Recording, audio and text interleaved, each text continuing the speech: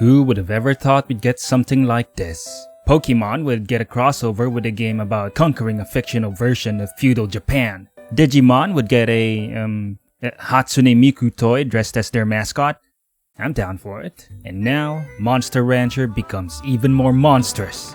Ultra Kaiju Monster Rancher is a bit of a mouthful, so I'm gonna call it Kaiju Rancher from here on out. And it is a big crossover with the Ultraman series. If you want to know how big, it's exactly this big.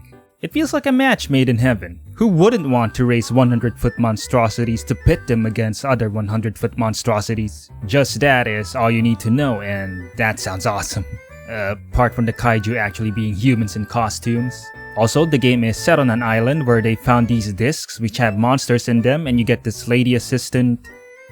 Honestly, do you care? 100-foot kaiju battles. That's it, you're already sold. The game's already been out for a week though, and I feel I've played enough to form an opinion. Now I myself have no knowledge of the Ultra series. I just know Ultraman because his show was on TV when I was a kid. I'm more of a Monster Rancher guy. Regardless, I'll be reviewing the game as if I'm a fan of neither. This will be about the game and not the fan service. Let's get to the surface level stuff first. The music is pleasant enough and the graphics are lush and vibrant. It's not tiring to look and listen to, which is good because you'll be spending hours doing the same thing. Can't help but feel that some of the music feels familiar.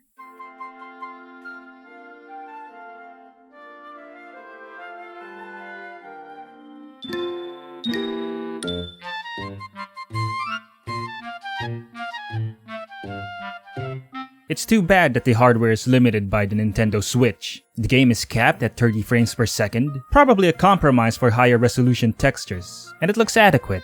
Even so, there are frame drops everywhere. Now, as a gamer who's always 5 years behind on the latest tech, I don't care much for these drops so long as it's playable, which it is. But I know there are a lot of people that can't stand these frame drops. It makes them sick to look at even, so be warned, it gets pretty severe. For stylistic choices, the camera angles used in the game emphasizes the larger-than-life size of these kaiju. You're almost always viewing them from down below. And the kaiju actually manage to be cute despite their size. I don't think these designs are 100% faithful though. The kaiju's expressions also never change, but this is also a stylistic choice. They really just feel like costumes. But now let's get to the gameplay, which is easily its strongest suit. The basic premise is you generate kaiju either from entering keywords or near-field communication devices, or NFCs as they're called. Seeing as amiibos are NFCs... yeah, amiibos don't work. So yeah, sadly there's no Jigglypuff kaiju. If you fancy, you can also fuse two kaiju together to make a mix of the two. We'll get more into this later. You then take them back to the ranch to power them up and take them into battles. Your goal is, of course, to be the strongest in the land. I won't go in depth here, suffice to say the gameplay loop is solid and addictive. Small choices like choosing whether to defend your territory to stay effective in one particular training location, or punishing your kaiju when they fail at something, they all stack and have a profound impact on your kaiju in the end. To help you along is a guided introduction from the game's start, and it's a slow burn through the game's many features. Previous games lacked this, and I'm happy to have it here. Raising your kaiju is a complex task. You'll be juggling a lot of numbers and parameters, like your monster's weight, fatigue, and their anger, which when it reaches a boiling point...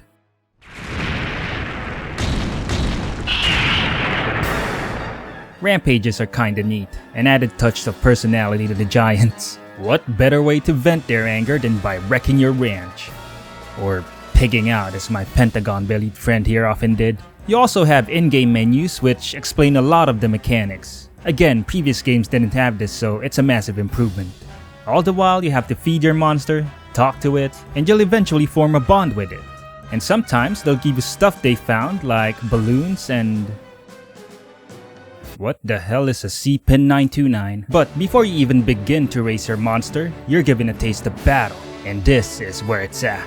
This is where you feel the strength of your monster. The way it works is simple. You move left and right like in a fighting game. You charge guts while time passes. And once you have enough, you can use them to unleash attacks. Fights only last for 60 seconds or when a kaiju is KO'd. This isn't an issue because, trust me, you will be fighting a lot. And it's a lot of fun. Attacks can miss, and they often will, but when they do hit, feels nice and beefy. This is easily the highlight of any Monster Rancher game. In fact, my only gripe with the battles is the UI, mainly because there are two huge kaiju nachos covering two corners of the screen. And I checked it, it covers around 7% in total. Why are these things here? Imagine if this was a fighting game, it'd be so annoying. I have no idea why they decided to put those there, but it's bad. Apart from moving up the ranks, you also get reward money for winning. And that's the gameplay loop. Racing your kaiju costs money, from the food you feed them, to items and training sessions, collateral damage, so you have to fight and win prize money. It's simple and addictive on the surface, but under the hood there are a lot of complex mechanics. It leaves room for experimentation. Lastly, there's adventure mode, but it is easily the weakest part of the gameplay. You explore a map which is on a grid, cross obstacles, and find treasure. It's a way to unlock stuff like hidden kaiju and other powerful items, but it is hindered by the slow and underwhelming pace. On top of that, it's very restrictive too. If you didn't train your kaiju for HP, you will barely get anywhere. And sadly, kaiju, like all life, has their limits. After several years of bonding, love, care, battles, through all the ups and the downs, eventually you'll have to say goodbye to them. Kaijus retire in around 4 to 5 in-game years. In previous Monster Rancher games, when your pet got too old, they just died. But retirements in Kaiju Rancher, it feels even sadder. I may have gotten attached to my boy, and I know he can't go on, but at least he can relax now. Anyway, what do you do after? You have to get a new kaiju. And this brings me to the biggest weakness of this game. It's progression. Because kaiju retirement is effectively permadeath.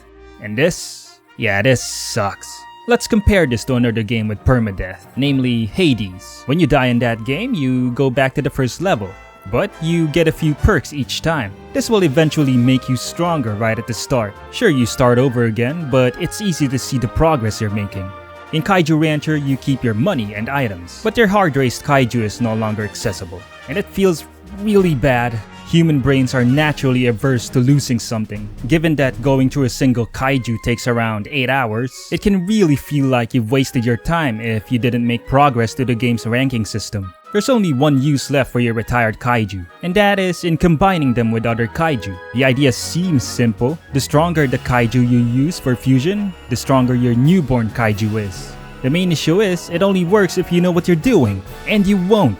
Because this is the most cryptic and complex mechanic in the game, and you are given no explanation as to how it works. You are 100% gonna need a guide for this. Mastering cryptic mechanics also extends to the ranch. Veterans of monster ranching will know their way around. But as a testament to how hard to figure out the game is, I raced 3 monsters as if I'm new to the series and completely unguided. Even with my best efforts, I only got to around 60% strength of what the game demands of you to finish it. And yes, I haven't finished it yet.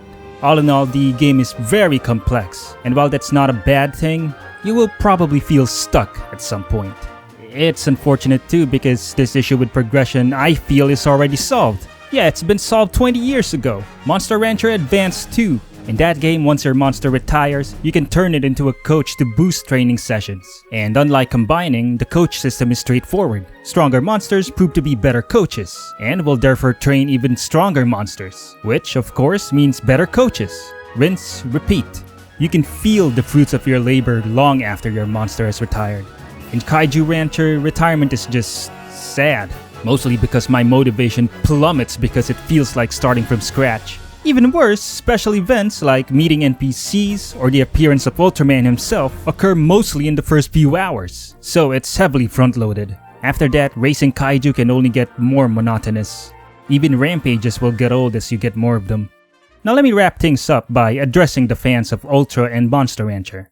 This game is definitely for fans of Monster Rancher games. The second one, to be exact. It's widely regarded as the best in the lot, and so Kaiju Rancher borrows a lot of its systems. Hell, if you know about combining there, then you have an advantage. It's pretty much the same here. Beyond that though, it's hard to say I'd recommend this game. Yes, even to fans of the Ultra series. Kaiju Rancher has made a lot of improvements to explaining its complex systems, but there's still a very high wall that'll block your progress. Discussions in the community and guides will help you through those, but once a single player game does that, I feel they've failed their players. Also, as some people mentioned, the price is way too steep to be worth it. Maybe wait for a sale.